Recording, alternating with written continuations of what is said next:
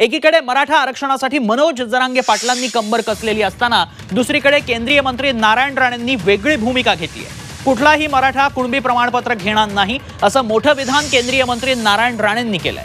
मनोज जरांगेंनी जातीचा अभ्यास करावा असा खोचक सल्ला नारायण राणे जरांगेंना दिला। तर विदर्भातला मराठा कुणबी आहे, मग मराठवाड्यातला शेती करणारा मराठा कुणबी का नाही असा सवाल जरांगेंनी केला। आंदोलन शांततेत होणार। केंद्रीय मंत्री नारायण राणे यांचे कुणबी वेगळं असल्याचं म्हटलंय। 96 कुळी आणि कुणबी हे वेगळेच असं राणे म्हणाले। मराठ्यांना कुणबी प्रमाणपत्र नकोय, कुठलाही मराठा कुणबी प्रमाणपत्र घेणार नाही। मराठे आता मागतात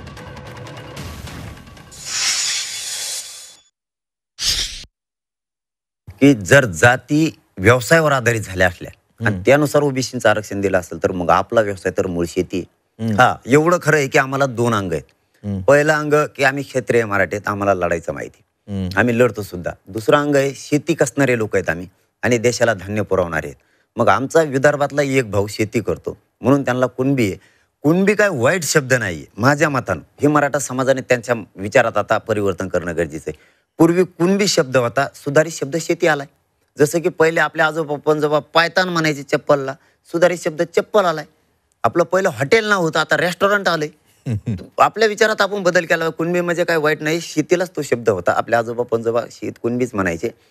मग घ्या, आम्ही जर ते व्यवसाय तर आम्हाला का नाही? मी मराठा आहे, मी कधीच आयुष्यभर कधीच घेणार नाही। कुठलाच मराठा कुणबी सर्टिफिकेट दाखला घेणार नाही।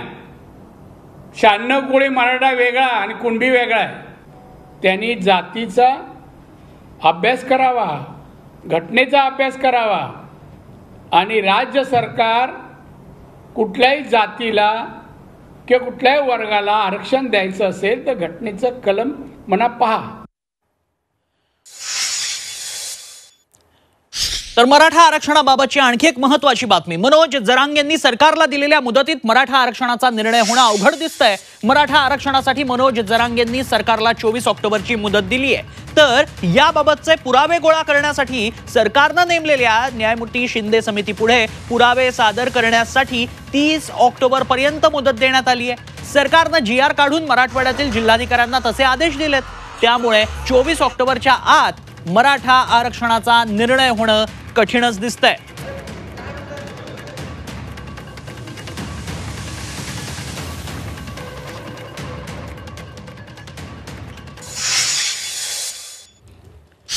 मराठा आरक्षणाबाबत मनोज जरांगेंच्या अल्टिमेटमची झळ आता राजकीय नेत्यांना बसली आहे।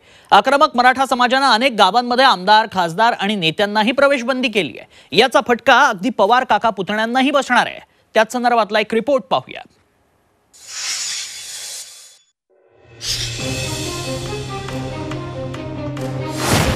जरांगेंचा धसका, नेत्यांना फटका।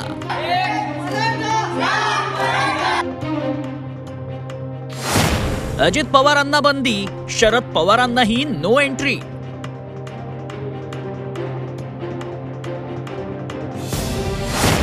अजित पवार चले जाओचे नारे। चले जाओ अजित पवार चले जाओ, चले जाओ अजित पवार चले जाओ। मराठा आंदोलकांची ही जोरदार घोषणाबाजी।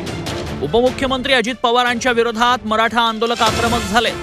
मराठा आरक्षणासाठी मनोज जरांगेंनी सरकारला 10 दिवसांचा अल्टिमेटम दिलाय। मराठा आरक्षण मिळेपर्यंत राजकीय नेत्यांना गावात बंदी करा असं आवाहनही जरांगेंनी केलं होतं। त्याचा फटका आता चक्क पवार काका पुतण्यांना बसणार आहे। येत्या 23 ऑक्टोबरला सोलापुरात पिंपळनेर साखर कारखान्याच्या कार्यक्रमासाठी अजित पवार येणार आहेत। मात्र अजित पवारांना पिंपळनेरमध्ये येऊ देणार नाही अशी भूमिका सकल मराठा समाजानं घेतली आहे। तर त्याच दिवशी माढा तालुक्यातील कापसेवाडीत शरद पवार द्राक्ष उत्पादक शेतकऱ्यांची बैठक घेणार आहेत। मात्र पवारच काय, कुणाही नेत्याला सोलापुरात येऊ देणार नाही असा इशारा मराठा क्रांती मोर्चानं दिलाय।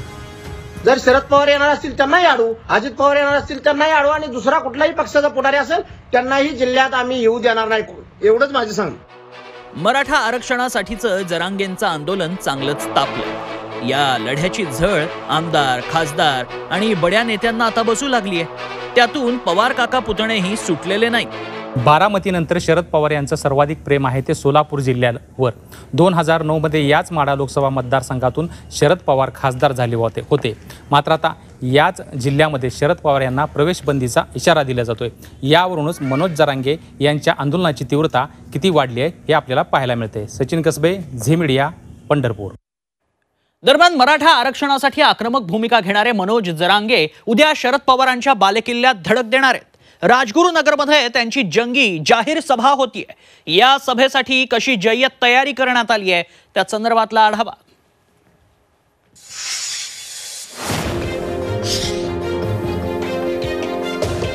पवारांच्या बालेकिल्ल्यात जरांगेंचं वादळ. जालन्यातील विराट सभेनंतर पुण्यात धडक. जरांगेंची एक सभा, जमणार 5 लाख मराठा. मनोज जरांगे पाटील. मराठा आरक्षणासाठी आक्रमक झालेलं हे वादळ आता पवारांच्या बालेकिल्ल्यात धडकणार आहे. जालन्यातील अंतरवाली सराटीमध्ये झालेल्या विराट सभेनंतर आता मराठा समाजाचा आग्या मोहोळ शुक्रवारी पुणे जिल्ह्यातल्या राजगुरुनगरमध्ये घोंगावणार आहे. सुमारे 100 एकर जागेवर जरांगेंची ही सभा होणार आहे. भव्य स्टेज, LED स्क्रीन, तब्बल 450 भोंगे, पार्किंग व्यवस्था असं तगडं नियोजन केलं जातंय. मराठा क्रांती मोर्चानं सभेचं आयोजन केलंय. जरांगेंच्या सभेला तब्बल 5 लाख मराठा जमतील असा अंदाज आहे. सभेला येणाऱ्या मराठा बांधवांसाठी दानशूर व्यक्तींकडून नाश्ता आणि पाण्याची मोफत सोय करण्यात आली आहे. जरांगेंच्या सभेच्या खर्चावरून आक्षेप घेतले गेले होते. मात्र राजगुरुनगरच्या सभेसाठी अनेक जण स्वतःहून खर्च करायला पुढे येत आहेत. आता आपण इथं 450 करण आता लावलेले आहे आणि 2 हँगिंगचे 2 टावर लावणार आहेत आपण इथं. ह्या एरियाला एवढे पुरेल एवढ्या आवाजाचे सेटअप आपण रेडी केलेले आहेत. ज्यावेळेस आपल्याला समजलं की जरांगे पाटलांची इथं सभा होत आहे आणि आता नवरात्री सीझन चालू आहे, एवढ्या मोठ्या प्रमाणात मटेरियल आता उपलब्ध नसते, तर मी समन्वयकांशी बोलून आपलं स्वखर्चाने मटेरियल आणून इथं काम चालू केलेलं आहे. जरांगेंच्या या सभेत कुठलाही अनुचित प्रकार घडू नये यासाठी पोलिसांचा तगडा बंदोबस्तही तैनात करण्यात आलाय. मराठा आरक्षण लागू करण्यासाठी जरांगे पाटलांनी राज्य सरकारला 10 दिवसाचा अल्टिमेटम दिलाय. हे अल्टिमेटम संपण्यासाठी 4 दिवस बाकी असताना जरांगे पाटलांचं वादळ हे पवारांच्या बालेकिल्ल्यात धडकतंय. त्यामुळे या वादळाचा कुणाला तडाखा बसणार याची चर्चा सध्या सुरू आहे. हेमंत चापुडे, झी मीडिया, राजगुरुनगर, पुणे. आणि आता वेळ झाली आहे इनसाइड स्टोरीच्या एडिटर्स टेकची. आजच्या याच मुद्द्यावर जाणून घेऊ राजकीय विश्लेषक ज्येष्ठ पत्रकार विजय चोरमारे यांच्याकडून. सर, कसं बघता तुम्ही या मुद्द्यांकडे? प्रस्थापित नेतृत्वाला मनोज जरांगे पाटील यांच्या लढ्यामुळे धक्का बसलाय का? तर मला वाटतं प्रस्थापित राजकीय नेतृत्वाला सर्व समाज घटकांना घेऊन पुढे जावं लागतं, सर्व समाज घटकांना सोबत घेऊन जावं लागतं. त्यांना कुठल्या एका जातीचं राजकारण करावं लागत नाही. अर्थात राजकारण जातीग्रस्त बनलंय आणि जातीच्या पाठबळावरच अनेक नेते आपलं राजकारण पुढे नेण्याचा प्रयत्न करतात. असं असलं तरीसुद्धा राज्याचा व्यापक विचार करणाऱ्या सर्वसमावेशक नेतृत्वाला कुठल्याही एका जातीची भूमिका घेऊन पुढे जाता येत नाही. त्यामुळं मनोज जरांगे पाटील यांच्या आंदोलनामुळे प्रस्थापित राजकीय नेतृत्वाला धक्का बसलाय वगैरे असं म्हणण्यात काही अर्थ नाही. अगदी धन्यवाद सर, आपण दिलेल्या सविस्तर प्रतिक्रियेबद्दल. पण याचे पडसाद काय काय घडतात, उद्या नेमकं काय काय घडणार ते देखील पाहणं महत्त्वाचं असणार आहे. भंडाऱ्याची उधळण म्हणजे